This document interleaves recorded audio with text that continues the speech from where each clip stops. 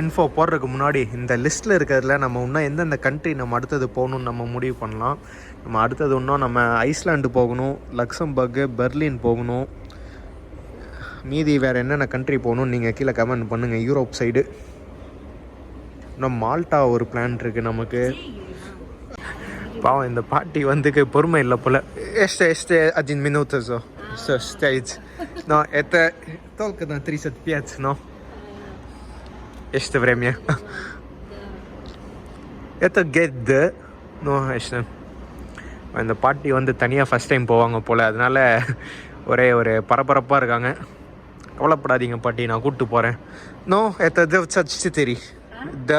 24. Это идет прямо, да. Идет прямо.